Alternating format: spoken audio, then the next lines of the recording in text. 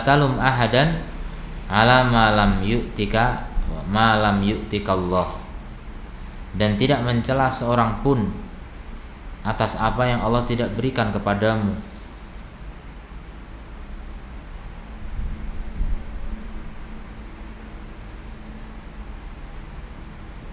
Jadi ini apa maksudnya nih?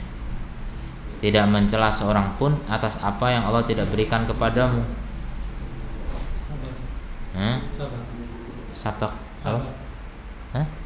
Sabar. Ya maksudnya apa? Allah tidak memberi kamu kok tidak mencela seorang pun. Apa hubungannya? Allah yang enggak beri kok kemudian orang yang enggak dicela. Maksudnya adalah orang yang menjadi sebab kita gagal meraih sesuatu. Jadi ketika kita memiliki sesuatu kemudian hilang oleh seseorang, barang kita dirusak orang, kita enggak mencela orang. Kenapa? Karena Allah yang enggak memberi untuk kita memang. Nah itulah yakin. Kalau kita yakin ini terjadi karena Allah yang memang menghendaki agar kita tidak mendapatkan itu, sesuatu itu, ya kita enggak perlu mencela, enggak perlu menyalahkan siapapun, enggak perlu mencela siapapun.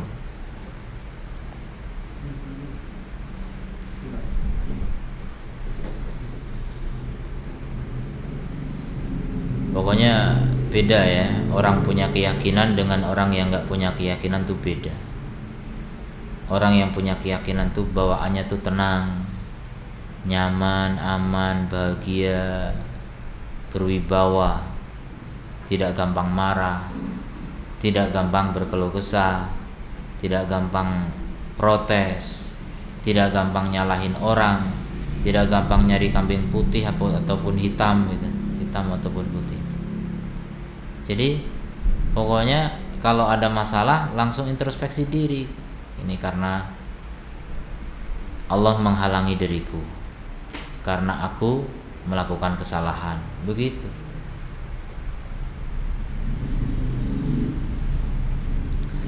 Fa inna rizqallahi la yasuquhu hirsu harisin. Karena rizki Allah itu tidak diseret oleh semangatnya orang yang berambisi. Rizki Allah tidak diseret oleh semangatnya orang yang berambisi. Maksudnya kalau orang itu segigih apapun ya dia mencari rizki, tetap tidak akan pernah tidak akan pernah lebih dari apa yang Allah tetapkan untuknya.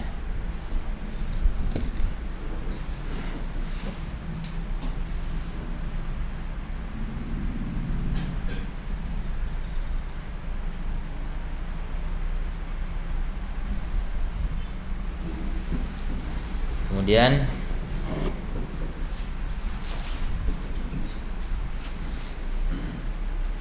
wala yarudduhu karahiyatu karihin.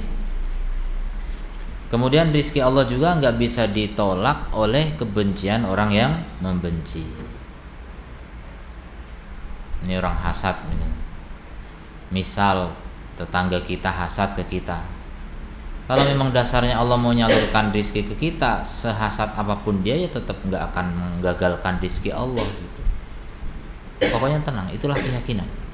Kalau kita yakin segala sesuatu terjadi atas kehendak Allah, kalau tidak terjadi juga karena Allah nggak berkehendak, selesai perkara.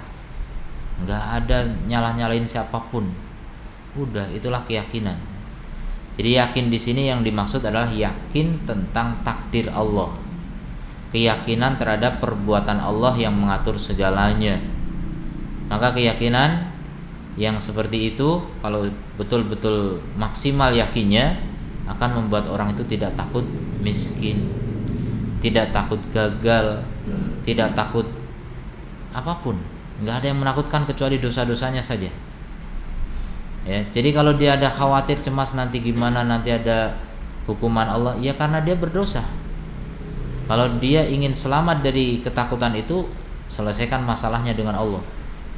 ya, hapuskan dosa-dosanya, tobat. Maka kalau tobat itu tentram. Orang yang betul-betul bertobat kepada Allah pasti hidupnya tentram, nyaman, sejahtera.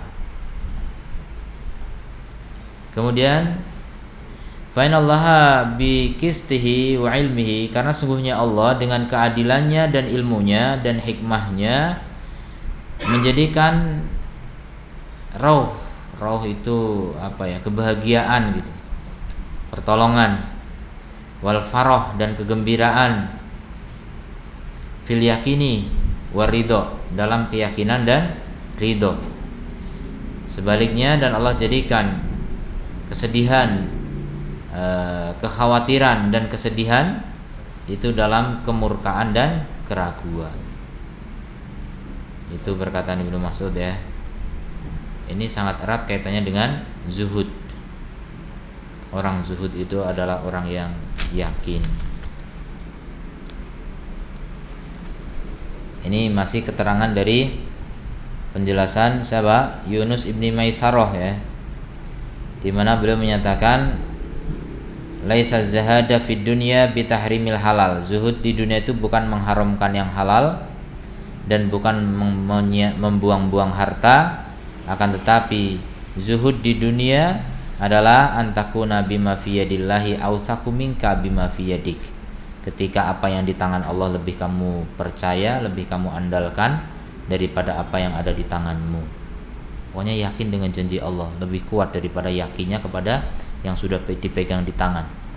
Yang di tangan ini belum tentu bisa menguntungkan, tapi yang di tangan Allah itulah yang pasti. Wa antakuna haluka fil musibah wa haluka idalam tusib biha sawa. Keadaanmu ketika dapat musibah atau ketika enggak dapat musibah sama. Itu ridho berarti. Jadi orang zuhud itu harus ridho. Wa yakuna, yang ketiga, wa yakuna madihuka wa damuka fil haqqi sawa. Orang yang memujimu maupun mencelamu selama kamu benar juga sama rasanya. Nah, itulah zuhud. Sekarang yang kedua, an yakunal abda idza usiba bi musibatin. Dan ini penjelasan ya, penjelasan dari pernyataan Yunus bin Maisarah tadi. Yang kedua, apa? Hamba apabila ditimpa musibah di dunia, bukan di agama ya. Kalau musibah agama itu musibah berat. Kalau musibah dunia itu ringan. Ditimpa dunianya berupa hilangnya harta atau anak atau yang lainnya, arghaba fi thawabi dzalika, dia lebih berharap kepada pahalanya. Dia lebih berharap kepada pahalanya daripada apa? Daripada apa yang hilang darinya dari dunia. Jadi dunia yang hilang ya udah lebih bagus karena saya dapat pahala gitu. Itu indah sekali orang zuhud ya. Kehilangan duit, alhamdulillah saya dapat pahala. Gitu langsung pikirannya. Kehilangan istri, alhamdulillah nggak ada yang ngomel lagi gitu. Kehilangan anak, alhamdulillah dapat pahala. Pokoknya pahala, semua itu ada pahalanya. Pokoknya musibah apapun disyukuri. Senang dia dapat musibah, girang dapat musibah. Aneh kan orang zuhud? Ada nggak orang zuhud? Ada, cuma sangat langka. Malah dikira gila karena saking anehnya gitu. Aneh gitu. Ini kenapa orang senyum-senyum terus, padahal anaknya meninggal kok malah senyum-senyum gitu. Aneh kan? Tapi bisa. Kalau orang menyadari bahwa di balik musibah itu lebih indah daripada kalau dia tidak dapat musibah. Daripada cintanya kepada anak, dia lebih cinta kepada pahala gitu. Apa yang kembali ke yang pertama tadi, apa yang di sisi Allah lebih dia sukai daripada yang di tangan dia. Anak ini cuma amanah titipan, belum tentu bisa menjaga dengan baik. Sementara kalau anak ini dicabut oleh Allah, pasti pahalanya jelas. Begitu.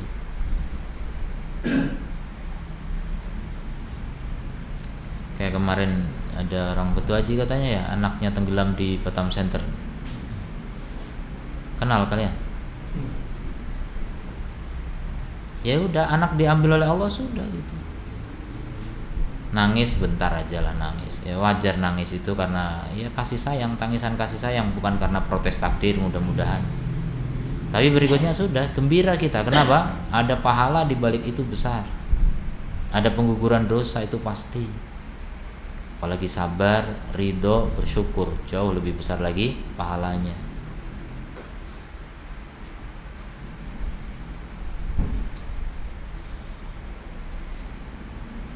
Kemudian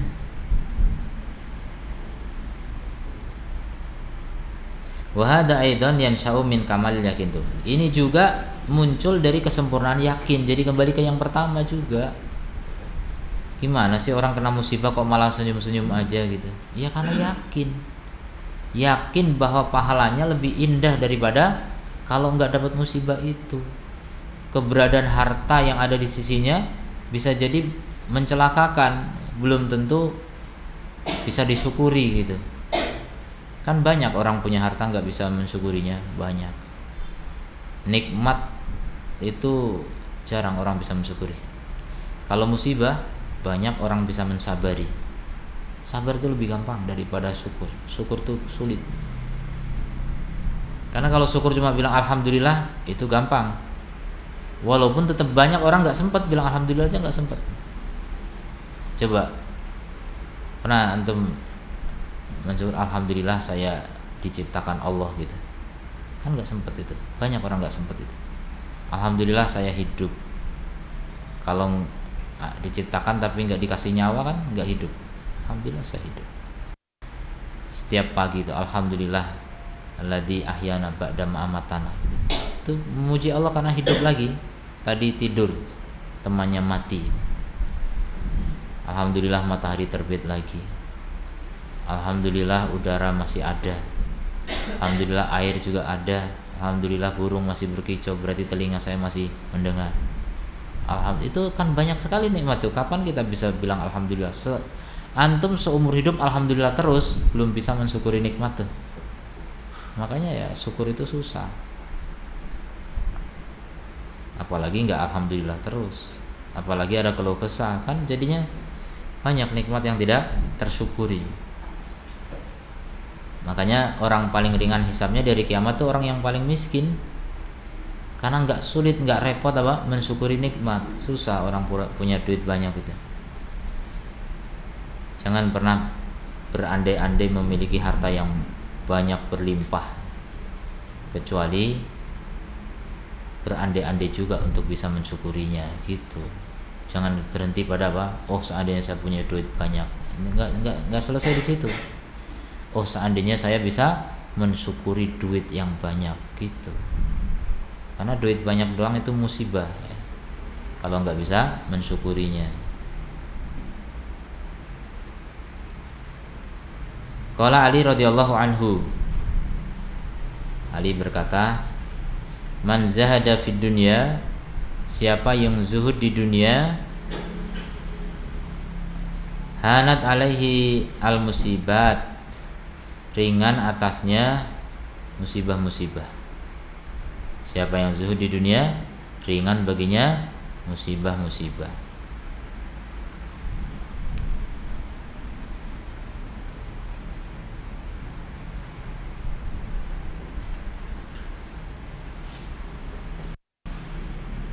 Wa qala ba'du salaf, sebagian salaf berkata,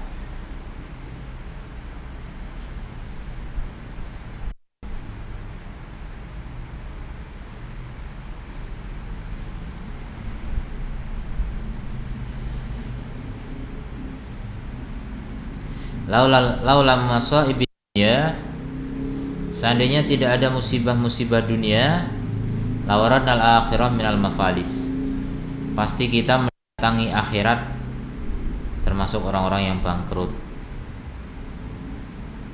Karena apa? Dosa kita lebih banyak daripada pahala. Karena musibah dosa kita berkurang, sehingga nggak bangkrut insyaallah. Makanya bersyukur kalau dapat musibah, mengurangi dosa. Sabar aja susah, apalagi syukur ya. Sabar aja sering lupa, Udah diingetin sama kawannya, sabar ya, sabar gitu. Kamu nggak tahu yang saya rasakan. Protes ya, disuruh sabar malah protes. Sabar ya. Ya memang nama saya sabar gitu. Ya udah namanya sabar kok diingetin lagi.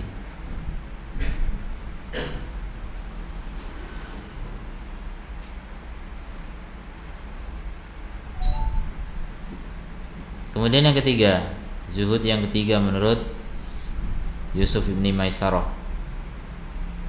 Yunus, jangan ganti-ganti nama orang. Yunus ibni Maisarah.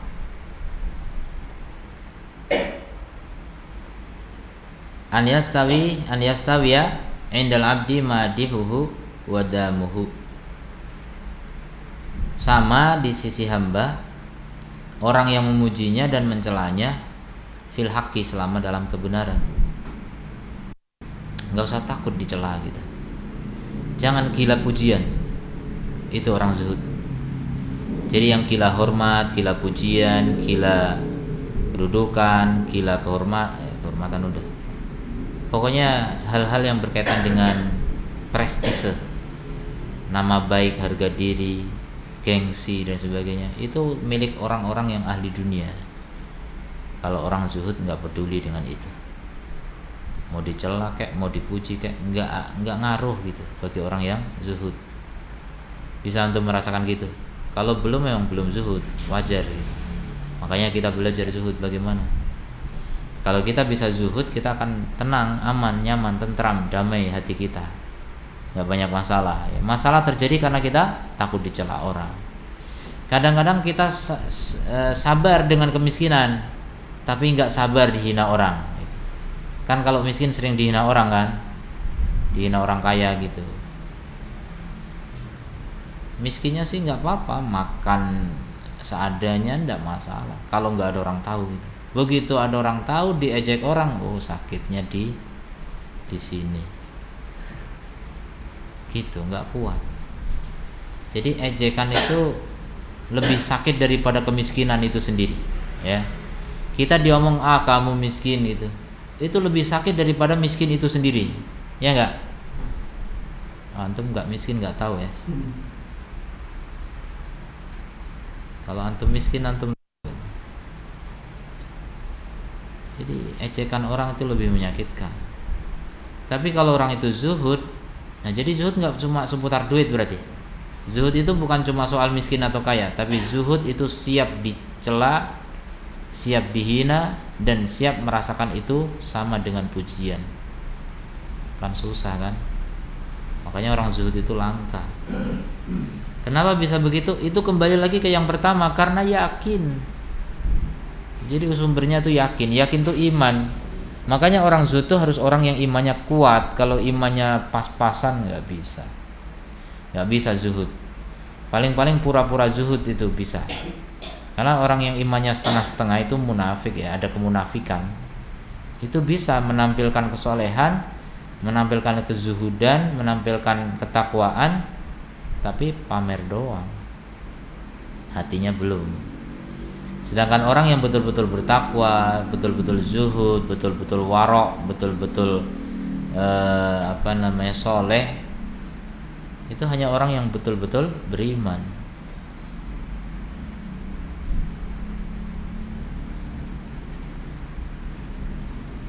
Wa idza adumatid dunya, kalau dunia itu besar fi qalbil abdi, di hati seorang hamba, ikhtarul madh wa karahal dzam, dia pasti lebih memilih pujian dan membenci apa?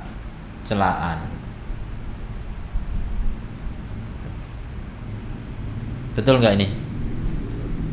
Menurut antum, pujian sama celaan lebih enak mana? Pujian kan? Berarti betul dunia masih besar menurut antum. Antum masih belum zuhud. Saya juga sama. Kita ini masih jauh dari kata zuhud. Karena zuhud itu tingkatan paling tinggi ya, setelah warok dan setelah takwa. Wong takwa aja belum, mau ngomong zuhud. Makanya bicara zuhud ini hampir mirip-mirip dongeng aja, tapi enggak juga ya. Kita belajar ini tujuannya mudah-mudahan kita bisa mempraktekkan sedikit-sedikit. Harus ada cita-cita ke sana. Karena kalau kita nggak pernah pelajari, ya nggak akan pernah dilaksanakan. Wong dipelajari aja belum tentu dilaksanakan, apalagi tidak dipelajari. Bagaimana? Ya jauh. Makanya diawali dari ilmu dulu, diawali dari niat, dari rencana itu dari ilmu. Kalau nggak ada ilmunya ya nggak ada rencana. Nggak pernah dengar kata-kata zuhud, gimana bisa zuhud? Coba tanya orang yang memang nggak pernah ngaji gitu, kamu zuhud lah gitu. Apa itu zuhud? Nggak pernah dengar kata zuhud, ya nggak pernah bisa. Disuruh untuk zuhud sementara dia nggak pernah dengar kata zuhud, ya nggak tahu gimana zuhud. Harus dijelaskan dulu zuhud itu apa. Nah itu ilmu namanya. Dan ilmu itu kalau sering diulang akan menjadi apa? Menjadi tekad dalam jiwa kita. Coba anda sering melihat iklan misalnya. Dan dulu kalau zaman dulu sering nonton TV dulu, sekarang nggak pernah. Dulu kalau lihat iklannya, sudah saking terkenalnya itu ada produk minuman misalnya, udah saking terkenalnya tapi tetap diiklankan terus, udah tahu sebenarnya udah terkenal gitu, tapi karena sering diulang akhirnya kepengen beli gitu. Itu contoh. Begitu juga ilmu, kalau antum sering ulang, insya Allah menjadi amal itu. Tapi kalau nggak pernah, ya nggak pernah terpikir di pikiran bagaimana menjadi kelakuan. Semua tindakan, perilaku, kelakuan itu berawal dari apa? Pemikiran. Ya, kalau nggak pernah dipikir sama sekali nggak akan terjadi, kecuali kebetulan. Makanya sama, orang bisa tiba-tiba merampok bank gitu misalnya, nggak tiba-tiba lewat bank, ngerampok yuk, nggak mungkin. Pasti ada apa? Ada rencana, ada pikiran dulu pasti itu, bahkan mungkin udah berlama dia mikir dan seterusnya. Ada rancangan, ada strategi dan sebagainya. Nah begitu juga kebaikan. Amal soleh itu harus direncanakan. Amal soleh itu harus dipikirkan. Kalau nggak pernah dipikir sama sekali nggak akan pernah terjadi. Dan amal soleh itu lebih susah daripada merampok bank. Serius. Bukan berarti ngerampok bank gampang ya. Susah ngerampok bank, tapi amal soleh lebih susah. Terbukti kebanyakan orang tidak sanggup beramal soleh, tapi bisa menampilkan amal soleh. Ya, hanya penampilannya, bentuknya amal soleh, tapi secara hakikatnya belum tentu amal soleh. Ketika amal didasari oleh kemunafikan, ingin ria, ingin pamer, itu bukan amal soleh.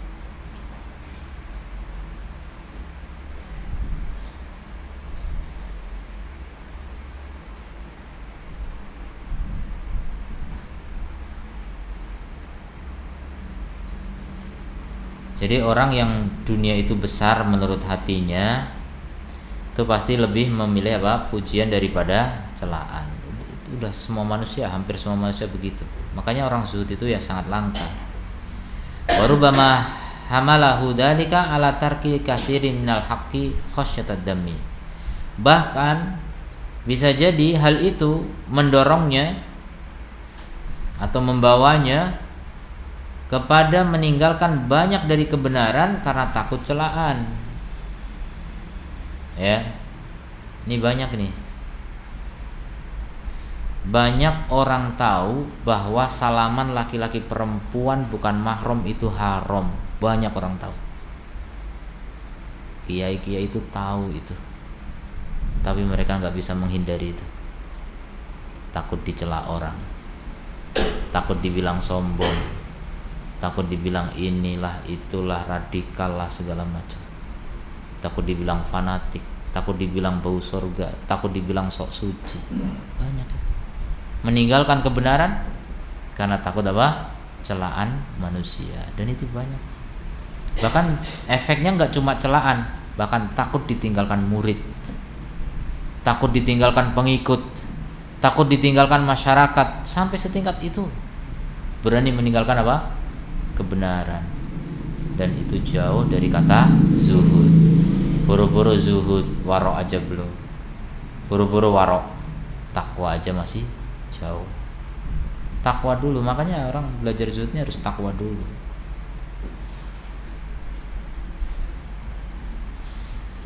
Wa ala fi'li katsir minal batil raja'at al-madh, dan melakukan banyak dari kebatilan karena berharap pujian.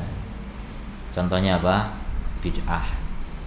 Bid'ah itu batil. Bahkan saya yakin banyak orang yang melakukan kebid'ahan tahu kalau itu barang yang tidak diajarkan dalam Islam, tahu.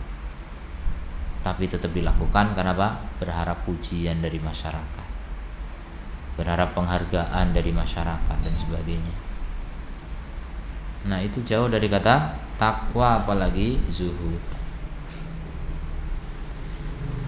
Faman istawa indahu hamiduhu adamuhu, siapa yang sama di sisinya orang yang memuji maupun mencelanya fil haqqi dalam kebenaran, dalla ala sukuti manzilatil makhluqina min qalbihi, menunjukkan jatuhnya kedudukan makhluk di dalam hatinya.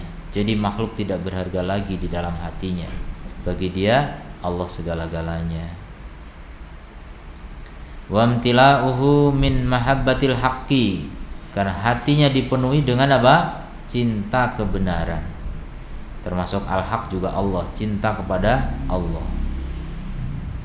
Lebih cinta kepada Allah daripada makhluk. Itu zuhud. Wa ma fihi ridho maulahu, dan apa yang di dalamnya terdapat ridho tuannya, Allah Ta'ala. Maula juga penjaganya, pemeliharanya. Sebagaimana kata Ibnu Mas'ud radhiyallahu anhu, al yakinu alla turdin nasa bisakhatillah, yakin itu kamu tidak mencari ridho manusia dengan kemurkaan Allah. Siapa yang masih mencari ridho manusia, menunjukkan memang manusia atau makhluk masih besar di dalam hatinya dibanding Allah.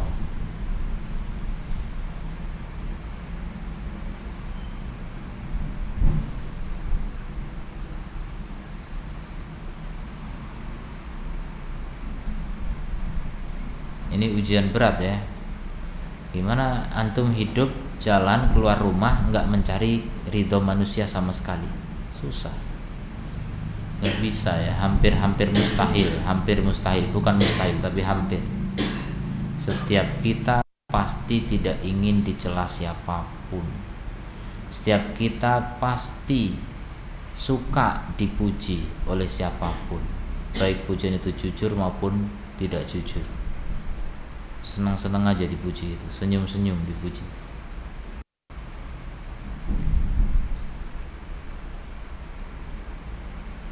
Waqad madahallahu azza wa jalla alladina yujahiduna fi sabili. Allah memuji orang-orang yang berjihad di jalan Allah. Wa la yakhafuna laumata laim, dan mereka tidak takut celaan orang yang mencela. Wa qad warada 'anis salafi, sungguh telah datang dari salaf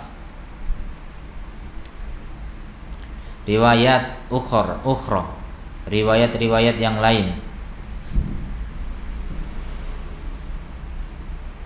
fi tafsir zuhdi, tentang tafsir dari zuhud.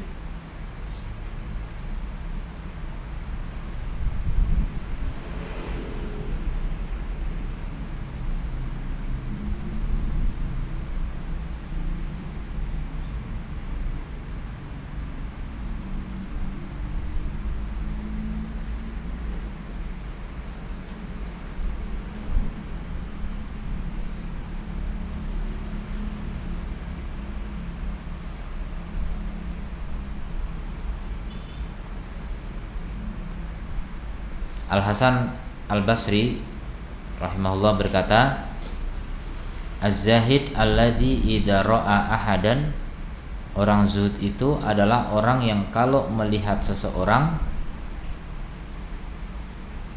berkata huwa asadu minni, dia lebih zuhud daripada aku. Jadi orang yang betul-betul zuhud itu kalau melihat siapapun selalu merasa orang lain lebih zuhud gitu. Itu baru benar-benar zuhud. Berarti memang nggak ingin dipuji gitu. Dia lebih zuhud daripada aku masih kalah jauh darinya.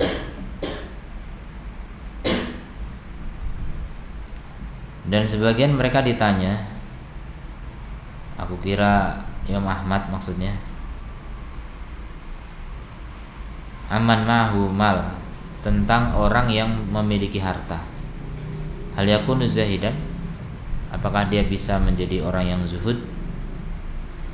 Qala, kata beliau, in kana la yafrah bi ziyadati, kalau dia tidak gembira dengan tambahannya, wala yahzan bi naqsihi, dan tidak sedih dengan berkurangnya, fahuwa zahid, maka berarti dia orang yang zuhud.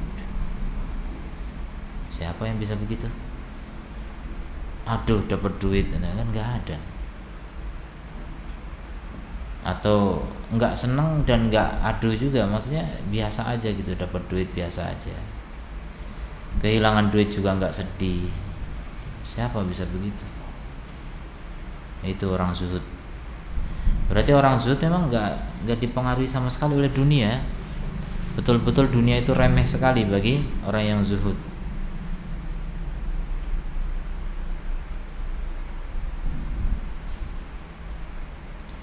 Ibrahim ibn Adham rahimahullah berkata, az-zuhdu salah satu aksamin. Zuhud itu ada 3 bagian. Fazuhdu fardin, ada yang fardu. Wazuhdu fadlin, ada yang keutamaan. Wazuhdu salamatin, ada zuhud yang selamat.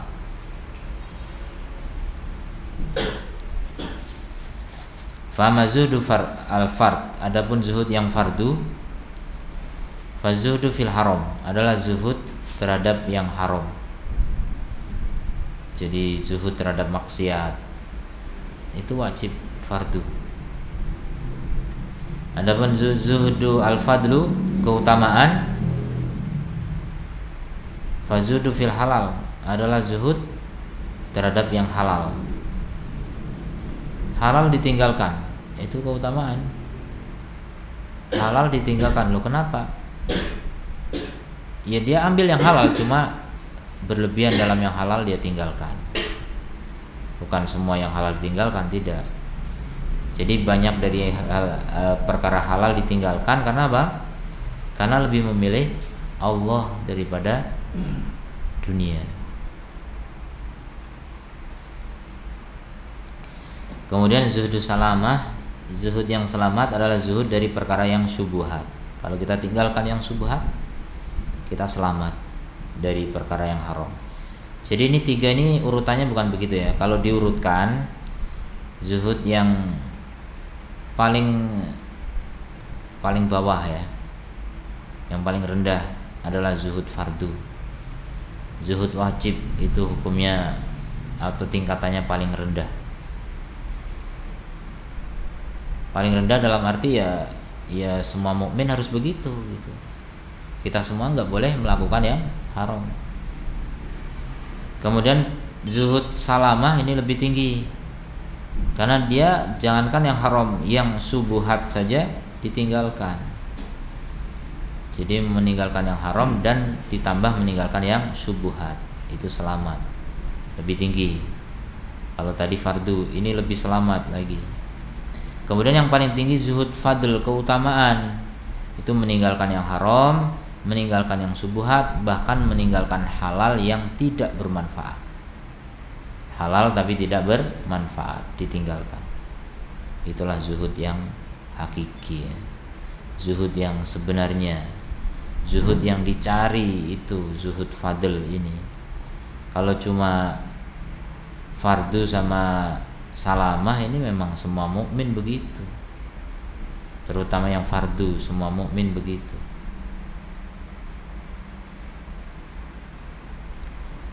Wa kullu man ba'a dunya, semua yang menjual dunia dengan akhirat.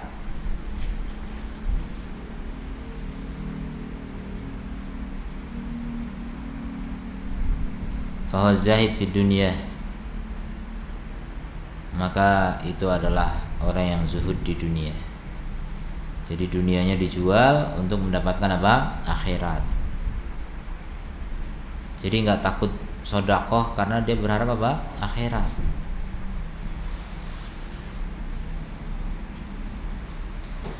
Wa kullu man ba'al akhirah bid dunya, sebaliknya orang yang menjual akhirat untuk mendapatkan dunia, ini kebanyakan manusia, maka itu zuhud juga, tapi zuhud terhadap akhirat. Jadi zuhud ada dua kemungkinan ya. Kalau yang dibahas adalah zuhud terhadap dunia tentu, tapi ada sebaliknya, malah orang zuhud terhadap akhirat. Bentuk-bentuk zuhud terhadap akhirat contohnya adalah zuhud terhadap ilmu. Jadi orang yang nggak mau ngaji itu zuhud terhadap akhirat tuh, karena lebih memilih dunia daripada akhirat. Nggak mau ngaji, lebih suka menuntut harta daripada menuntut ilmu. Itu zuhud terhadap akhirat.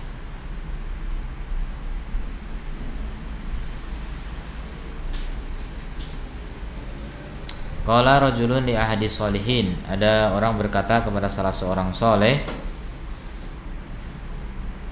ma ra'aitu azhad minka, aku enggak melihat orang yang lebih zuhud daripada kamu. Kata dia, anta azhadu minni, kamu lebih zuhud daripada aku.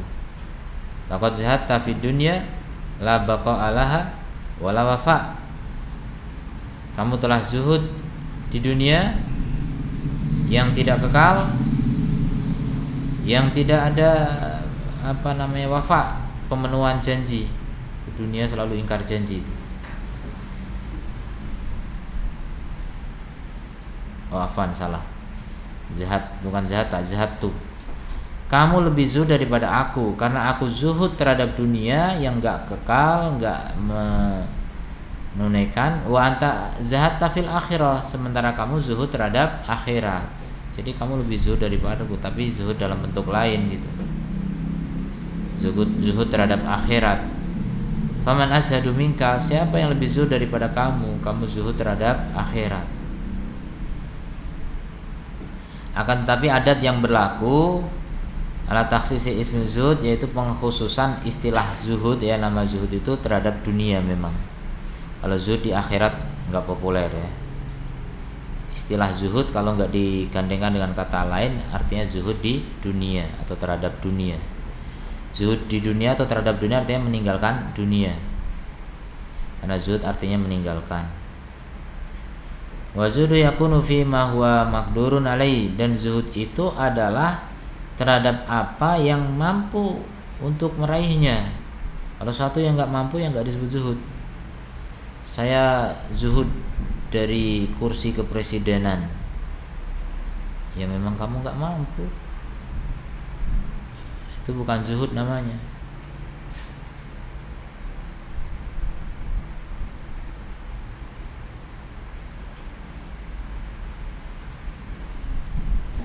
Oleh karena itu dikatakan pada Ibnu Mubarak, wahai orang yang zuhud, maka kata beliau menyangkal itu, az-zahid huwa Umar bin Abdul Aziz. Orang yang zuhud itu adalah Umar bin Abdul Aziz. Padahal Abdullah bin Mubarak ini punya kitab tentang zuhud. Memang praktek juga, beliau adalah orang yang sangat zuhud. Tapi ketika disebut wahai orang yang zuhud, beliau membantah. Orang yang zuhud adalah Umar bin Abdul Aziz. Kenapa? Karena Umar bin Abdul Aziz itu didatangi dunia tapi dia tolak. Sementara saya miskin, memang dunia nggak ada. Ya udah, saya zuhud terpaksa gitu. Makanya kalau orang udah miskin disuruh kerja malas, alasannya saya lebih baik zuhud. Itu bukan zuhud. Itu orang putus asa itu.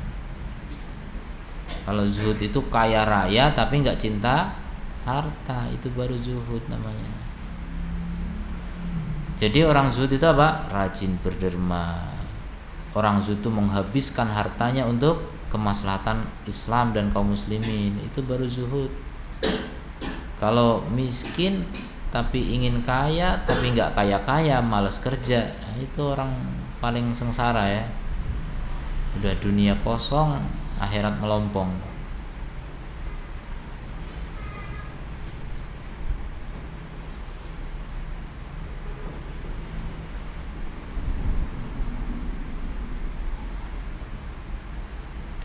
Ija'at hudunya rohimah fatarakaha. Jadi Ibnu Mubarak memberi alasan kenapa Umar bin Abdul Aziz itu yang disebut zuhud, karena datang kepadanya dunia dengan tunduk tapi dia tinggalkan, nggak peduli. Adapun aku zuhud kepada apa? Aku nggak punya apa-apa. Kemudian Al Hasan Al Basri berkata, rahimahullah, adraktu aqwaman wa sahibtu tawaif. Aku menjumpai kaum-kaum dan aku bersahabat dengan beberapa kelompok. Makanu yafrahun syai'in minad dunya aqbal. Mereka tidak gembira sedikit pun dengan dunia yang datang. Masya Allah, ini sahabat maksudnya. Wala ya'safuna ala syai'in minha adbar, dan enggak menyayangkan atas sedikit pun dari dunia yang pergi. Enggak menyayangkan, enggak kecewa, enggak sedih. Wala hiya kanat fi a'yunihim, dan tidaklah dunia itu di mata mereka ahwanu minat turab. Bukan tidaklah ya, dan benar-benar dunia di mata mereka itu lebih hina daripada tanah, nggak ada nilainya sama sekali, debu gitu. Karena ahaduhum ya'ishu khamsina sana, salah seorang dari mereka sahabat ini ya, hidup selama 50 tahun atau 60 tahun, tidak pernah dilipat untuknya satu baju pun. Maksudnya bajunya cuma yang melekat di badan, 60 tahun zuhud. Artinya apa? Ya, mereka mau lebih memilih akhirat daripada dunia. Itu sahabat ya. Walaupun zuhud tidak identik dengan miskin, tapi miskinnya sahabat memang karena pilihan. Mereka bukan karena terpaksa ya. Mereka memang gak ingin kaya raya gitu.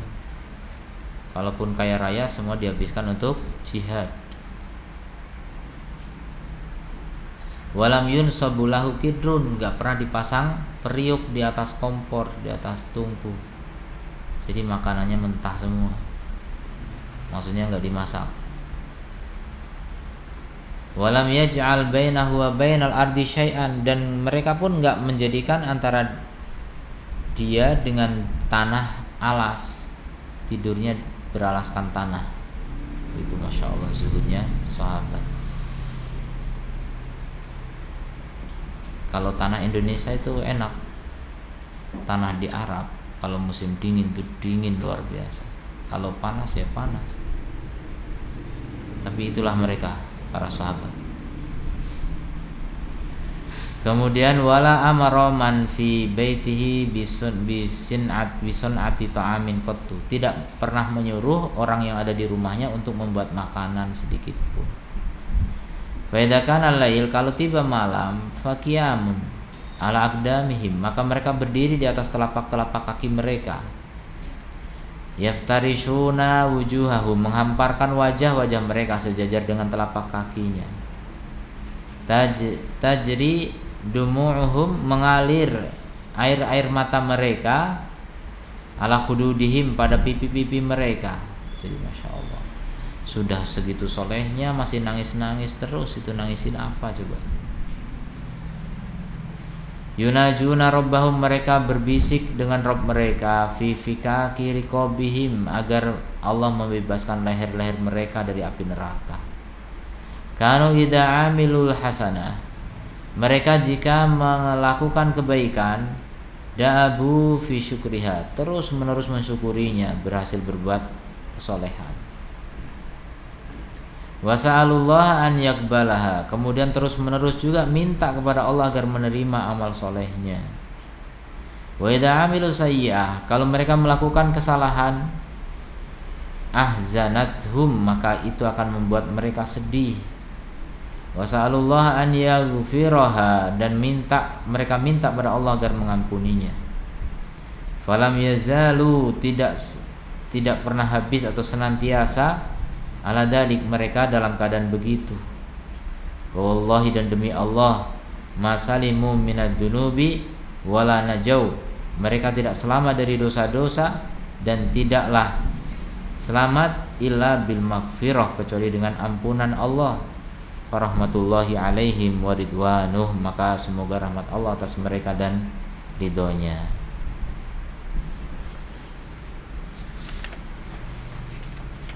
panjang pembahasan berikutnya tentang tingkatan-tingkatan zuhud insyaallah pada kesempatan yang akan datang.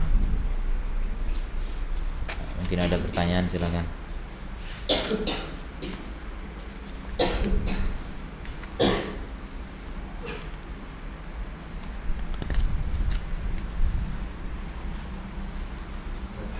Ya. Tadi kan disebutkan rezeki Allah tidak bisa ditolak dengan kebencian orang yang membenci. Ya. Ada hadis yang dari Rasulullah itu yang sembunyikan hajat kalian di mana ada nikmat itu ada hasad orang lain. Itu maksudnya gimana ya? Sembunyikanlah Hajat-hajat hajat kalian. Hajat itu apa? atau kesuksesan hajat-hajat kalian dengan merahasiakanlah gitu. Karena Setiap orang yang memiliki nikmat itu akan menjadi dasar hasad orang lain. iya, hasad, ya betul. Iya. Kaitannya seperti apa ya? Kaitannya nikmat itu pasti ada yang hasad. Ini justru hadis seperti ini seperti bertentangan dengan hadis yang menyuruh kita atau ayat bahkan yang menyuruh kita untuk menceritakan nikmat. Wa ma bi nikmati rabbika fahadis. Adapun dengan nikmat Rabb kamu maka ceritakan. Nah, di sini disuruh menyembunyikan nikmat karena ada yang hasad. Gimana itu mengkompromikan itu? Komprominya adalah nikmat yang diceritakan adalah nikmat yang sekiranya tidak mengundang hasad. Seperti nikmat sehat. Alhamdulillah kita semuanya diberi kesehatan oleh Allah. Ini cerita. Aduh sakit. Nah, ini mengeluh namanya. Enggak usah. Cerita sehat saja. Ya, kalau mengeluh itu tidak bersyukur itu. Bahkan tidak bersabar. Nah, jadi cerita nikmat yang tidak membuat hasad. Ya, semua kita merasakan itu. Alhamdulillah kita hidup gitu. Ada yang sudah mati? Nah, gitu.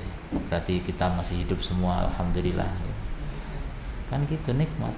Cerita itu. Alhamdulillah kita sudah makan, sudah minum. Yang belum makan silakan makan itu nikmat. Jadi cerita begitu tidak masalah. Kalau kaitannya dengan apa tadi yang ditanyakan? Yang rezeki Allah tidak bisa ditolak dengan kebencian Ya, orang yang membenci. rezeki Allah tidak bisa ditolak dengan kebencian orang yang benci. Itu artinya hasad memang bisa mencelakakan orang lain, tapi mencelakakannya orang lain pun berdasarkan kehendak Allah gitu. Jadi rezeki Allah nggak bisa ditolak oleh kebencian orang benci. Maksudnya kalau Allah berkehendak memberi rizki nggak bisa dihalangi. Tapi kalau Allah berkehendak ada orang lain hasad yang bisa membuat rizkinya terhalang atau hilang, ya bisa. Artinya ya segala sesuatu nggak lepas dari takdir gitu. Orang hasad bisa menjadi sebab rizki kita hilang, bisa. Perampok juga bisa ya. Jadi makhluk itu bisa, tapi makhluk semua itu tidak bisa menghalangi rizki Allah kalau Allah sudah berkehendak menyalurkan rizkinya begitu. Kalau mereka bisa menghalangi, ya berarti Allah menghendaki mereka bisa menghalangi begitu. Jadi nggak bertentangan, tidak bertentangan. Intinya semua dengan kehendak Allah Ta'ala.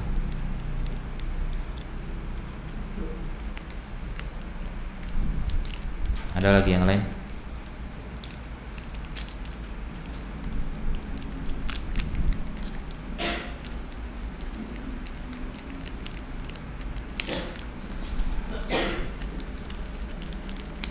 Sudah ya, kita tutup.